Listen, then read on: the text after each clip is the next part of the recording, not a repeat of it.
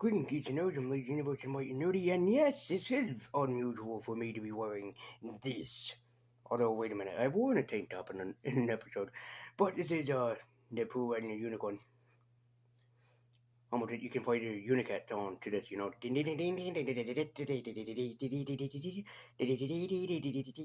Oh wait, that's Bunny Hill. Never mind. So anyway, I decided to take a look at this big fricker. Similar to like I did with the Spider-Man story. This is the Penguin Classic Collection, original Black Panther, and yeah, take a look at how thick this thing is. Over like 500 pages, I think. I honestly don't know. And yes, I did pay the $30 price tag, but look at how much that you get. And you tell me if $30 is a worthy price, because I really think it is. Just like when I reviewed Amazing Spider-Man Penguin Classic Collection that made it to number 5 on my top 10 favorite comic books last year. Yeah, it is worth the price. But the Black Panther, I'm sad to say, is not really worth the price, truthfully, because a lot of these stories are like kind of goofy, but also at the same time seems like, and this came out in the 60s, kind of a little racist, and if I can be honest. Not that they use any like foul language to any African Americans out there, it just feels that way, you know. It just kind of feels like, really, this is what we're going with. Like, I really do think that some of the original Black Panther stories are pretty racist in this regard. Um, but that's just me. I mean, anybody can read these and see for themselves whether they like it or not. I'm on the teeter totter. I mean, some of these stories are pretty impressive and cool, especially the first appearance of Killmonger in the comic books. Which, yeah, if Michael B. Jordan happened to wear that costume, yeah, he would have looked goofy as hell. But a lot of these are pretty good, especially with the artwork by the legendary Jack, Billy Graham, Clark Jensen, Jack Kirby, and also there is one comic in here, I don't know which one it is, drawn by the legendary Gil Kane, who a lot of people, I would assume older comic book fans, if you subscribed to me when I said the name Gil Kane, you all went, as he is quite an amazing artist. But I'm not gonna review it. I'm just gonna give you guys an overview of it. I think that it is pretty captivating. Truthfully, we're just gonna go overview it, and you guys can pick it up if you want to or not. It is called the what's that? Penguin Classic Collection Black Panther Stories. So yeah, so. Let's just go through this and take a look at everything. As you can see, the artwork again, Jack Kirby artwork. So pretty damn impressive.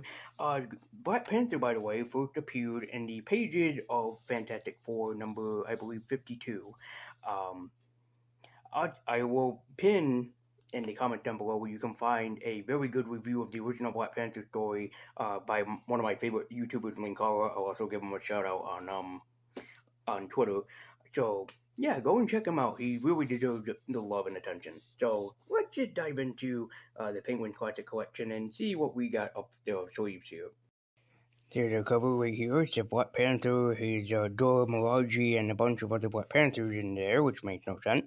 As you can see, a lot of these are basically written by Stanley and drawn by Jack Kirby, but there's a bunch of other names on here. One that's missing is Gil Kane. On the back, it's just a little blurb and excerpt about, the Penguin Classic Collection. One thing I don't like with these is that it includes an entire introduction, which is cool if you want to learn the backstory, but I don't think that you really need to. And as you can see, there's over 300 pages in this, so yeah. So I'm just trying to get through everything because nobody cares about these. And look how much of a chunk that it takes up. I'm just going to try to get to where it begins. It takes up just the introduction. This many pages. That's quite ridiculous, if I can be honest with you. And there's the Jack Kirby story. It appeared in number 52. I was right, a Fantastic Four. When he first appeared, he faced off against the Fantastic Four. Honestly, he could have beaten them. Also, the Inhumans are a part of it for some reason. But yeah, you can see the Kirby Crackle. And I think that Dan Lee and Jack Kirby did a great job of introducing the Black Panther into the series. Did a very wonderful job of making him quite an amazing character. And then the story going forward is the Black Panther tells his origin story of how he became to be and how Claw attacked Wakanda. And how, his powers came to be and everything, and the Fantastic Four help him.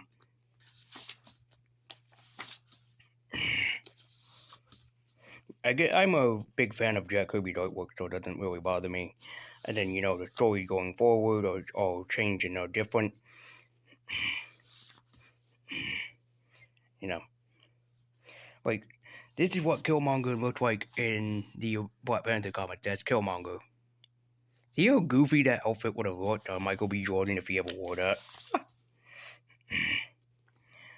Some of the covers are pretty good, but he also was a appearance in Jungle Action for most of his time. Yeah, see, that's the outfit that Killmonger originally wore. And see how ridiculous it would be? Like, some of these stories are okay, but as you can see, some of them are, like, really...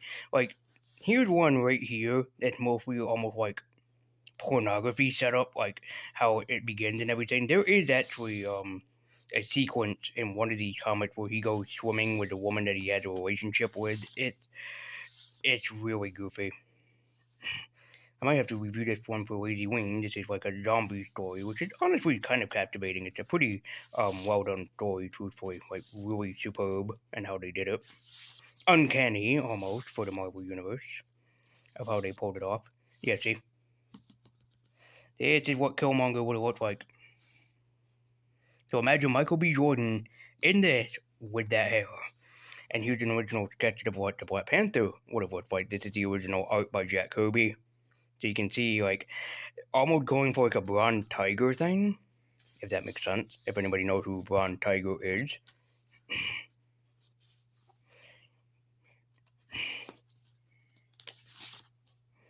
I like most of the covers on here. Most of the covers look pretty good. It's Killmonger again.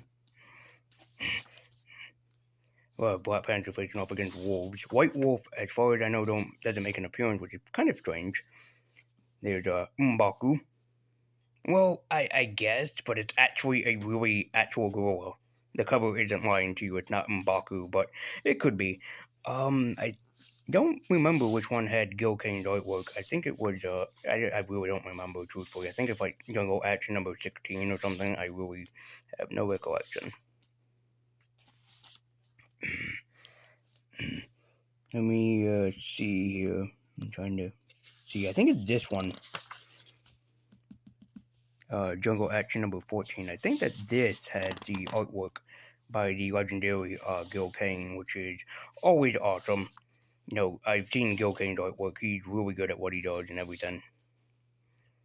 Black Panther coming out from underneath the water. You are not safe in the pool. There's like another like almost drama or pornography setup. I'm sorry, but I just had to reference that. Is that it starts out in the most unique way and then just turns into like that, and especially some of the drawings, it's like really she's kind of like over sexualized, like turning and posing, being like so sexy. Especially this, like they're trying to have a relationship and everything, which as we know in Black Panther, both the movie and also in the comic, that doesn't go as well as you think. More Black Panther and Killmonger action, which you can see why Killmonger was the enemy chosen in Black Panther movie.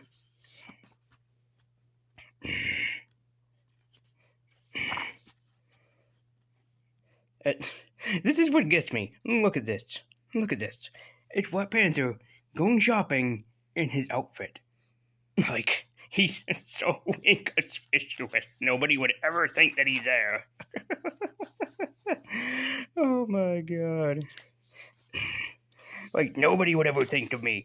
Or either that or, hey mom, can I wear my outfit when we go grocery shopping? Please.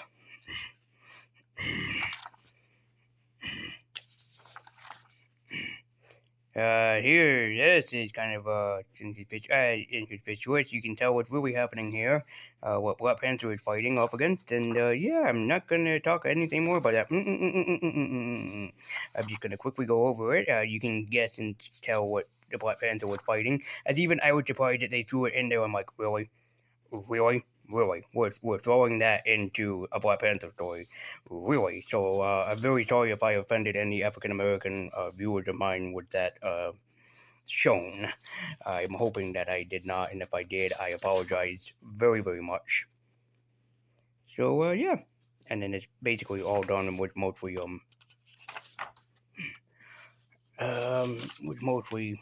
yeah walls of text afterwards. So that was Black Panther, the Penguin Classic Collection.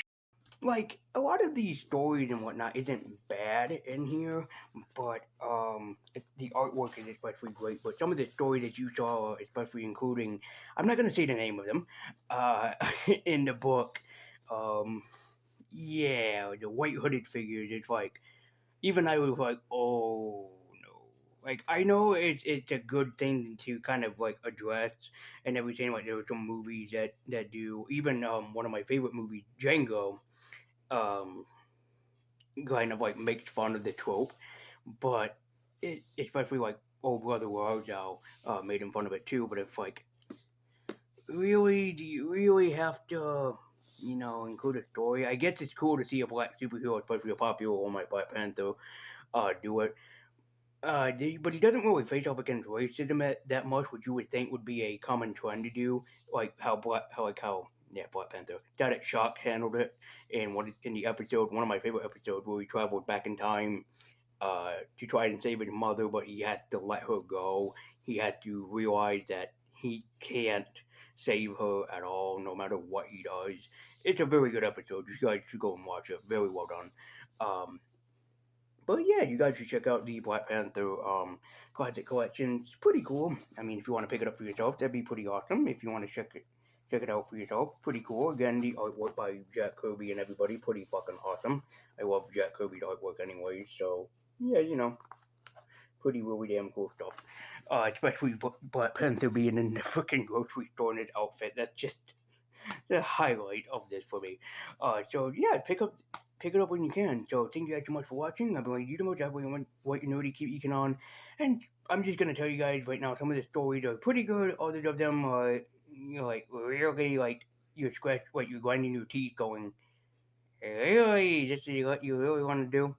So thank you guys so much for watching. And keep eking on, be sure to like, comment, and subscribe. Check out my college video. I will pin it in the comments down below. And yeah. Thank you guys so much for watching. Join me next time as the next time that we'll be coming back. We're heading back to the DC universe. And next time, we're going to go running alongside with the Scarlet Speedster to review the first season of The Flash.